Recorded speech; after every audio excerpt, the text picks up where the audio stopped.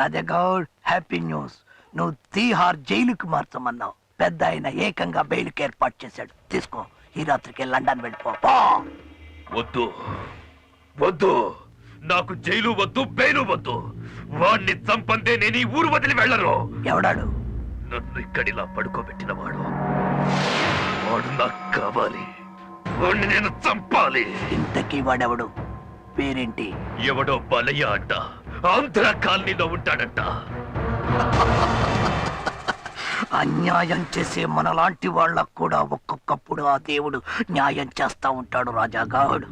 వాడు నిన్ను మాత్రమే దెబ్బ కొట్టాడు, కానీ నన్ను, నా జీవితాన్ని చావు దెబ్బ కొట్టాడు. వాడిని మాత్రమే నాశనం చేస్తే సరిపోదు, వాడి కాలనీతో సహా సర్వనాశనం చేయాలి. చేస్తా. వాడిని, వాడి కాలనీని సర్వనాశనం చేస్తా.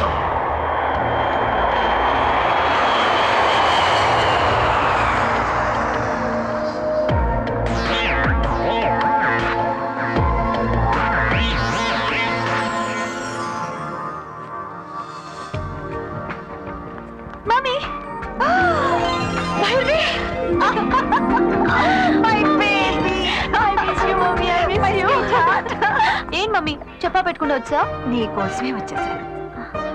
అసలు నేనే ఫోన్ చేసి రమ్మందాం అనుకున్నాను. థ్యాంక్ గాడ్ నువ్వే వచ్చేసావు. ఒక ముఖ్య విషయం. తెలుసు. తెలుసా?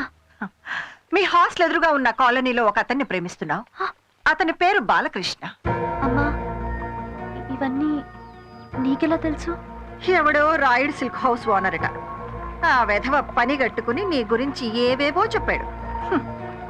నా కూతురు గురించి నాకు తెలీదా? భైరవి ఏ పని చేసినా నాకు నచ్చే పని చేస్తుంది. అలాగే భైరవి ఏం చేసినా నాకు నచ్చుతుంది. అమ్మా, ఒక పేదవాడిని ప్రేమించినందుకు ఏమంటావో అని భయపడ్డాను, కానీ నువ్వు... అతను పేదవాడా?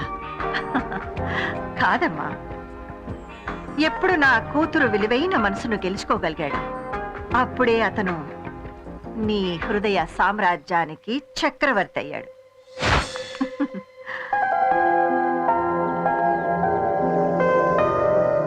ప్రేమ చక్రవర్తి. వాకే. నమస్కారం అమ్మా.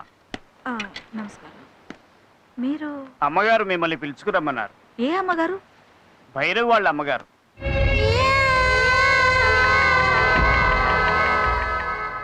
నమస్కారమ్మా.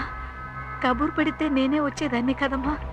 అనవసరంగా మీరు శ్రమపడి ఇంత దూరం. పని నీదైతే నువ్వు నన్ను వెతుక్కుంటూ రావాలి, పని నాదైతే నేనే నిన్ను వెతుక్కుంటూ రావాలి. ఇప్పుడు నీతో నాకొక పని ఉంది. నాతో మీకు? నా కూతురు భైరవి పెళ్లి గురించి మాట్లాడాలి. కారెక్కు.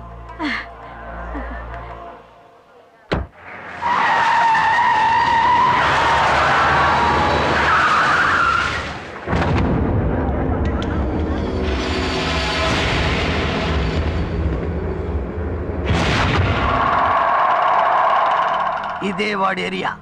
మంటలు రేపుతావో మర్డర్లు చేసుకుంటావో నీ ఇష్టం. తెచ్చుకో. కానియండ్రా.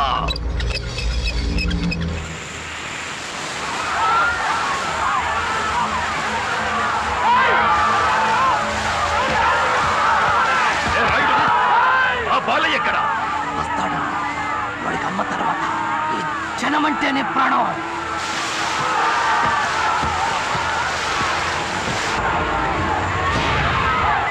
వీడి ప్రాణాలే నాకు కావాలి. వీడిని నేను చంపాలి.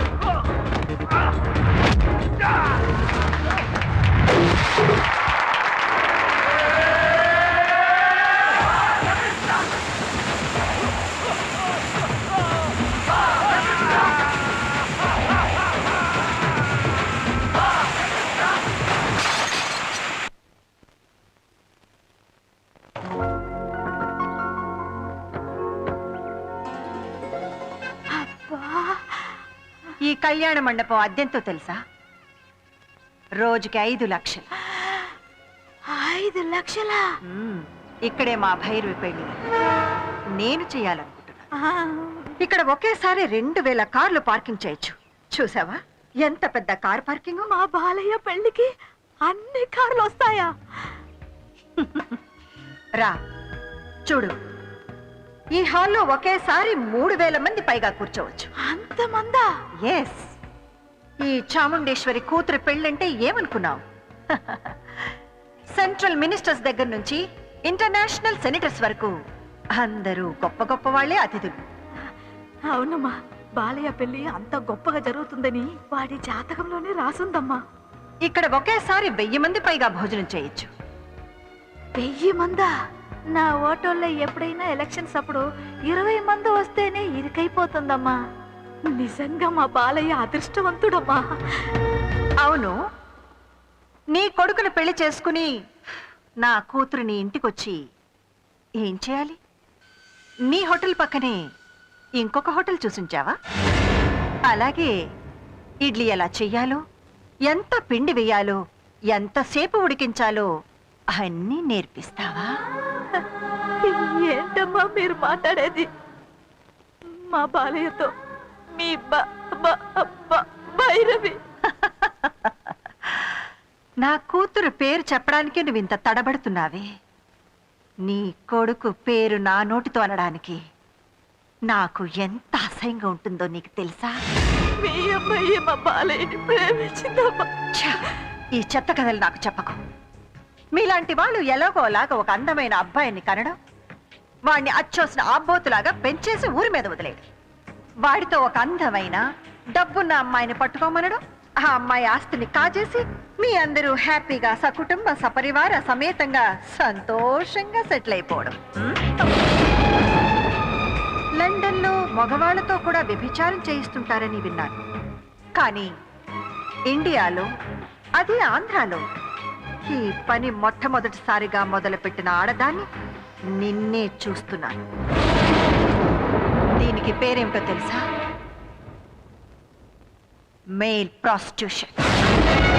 నీకే ఒక ఆడపిల్లుంటే దాని మీదే బ్రతికేదాన్ని.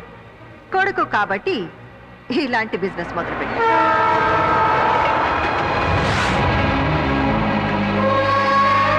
ఇది నీ కొడుకుతోనే మొదలా? నీ బ్రతుకు ఇంతేనా?